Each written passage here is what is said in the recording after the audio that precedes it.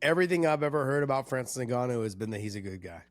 But like I said, money, expectations of money, and expectations of your hard work being paid off, it can make people do some wild stuff. If it is true, doesn't matter who you are, you shouldn't touch him. My first news article for today, we got Dana White revealing some interesting stuff about Francis Ngannou and his behavior in the UFC offices. He called Francis, and I quote, a bad guy, and told two different stories where one, Francis came in and demanded a private plane to Paris before his first fight with Stipe. And then he also told a story of when Francis physically put his hands on Dana White when he was upset about not getting the 50K bonus. Do you think this is just Dana White embellishment, or do you think this is genuinely what happened? I don't know, man. Look, everything I've ever heard about Francis Ngannou has been that he's a good guy. I will say this though, is that money and hardships or expectations based on your hard work and your talent, it can make people do wild shit. Fighters have like I did all the hard work. I got a knockout. Doesn't mean you're gonna get the 50K. I think in the heavyweight division, like they expected, I think more so because they're heavyweights. Heavyweights get the Dana White privilege, man, more so than anybody. It's wild.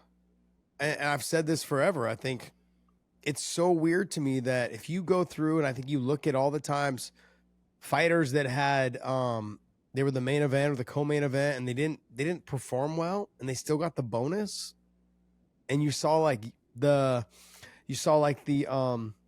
prelim fighters do like a highlight reel knockout or hit a flying submission or hit some fantastic transition to a submission, and they didn't get the bonus. I mean, they probably got bonused up at home, but they didn't get the official bonus. Yeah. And it happens all the time, man. It happens all the time. So, yeah, it's why look. I don't know. I only know Francis through passing. Said hi to him, talked to him a little bit, like literally, like maybe like in all through my years of in passing with him, I've talked to him for maybe 5 minutes. Mm-hmm. That's it. So I really don't have much to say. Everybody I've ever talked to them about him, they said he's great. He's fantastic, great guy, super nice guy. Everyone that over at Extreme Tours that ever worked with him said he's fantastic. Eric Nixick, his coach, fantastic. I mean, everybody. Big John's a huge fan of Francis Ngannou. So he's a fantastic person. But like I said, money, expectations of money, and expectations of your hard work being paid off, it can make people do some wild stuff.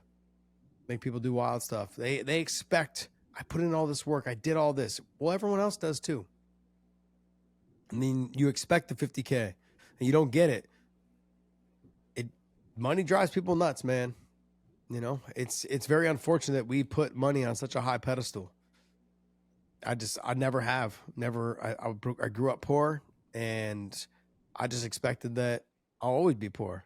I've been able to do pretty well for myself. It's just a matter of like I don't put money as a priority. I never have. And I can't live my life that way. Other people can. And I respect them for it. They do what they want. I don't know if that's the situation, but look, if it is true, doesn't matter who you are, you shouldn't touch him.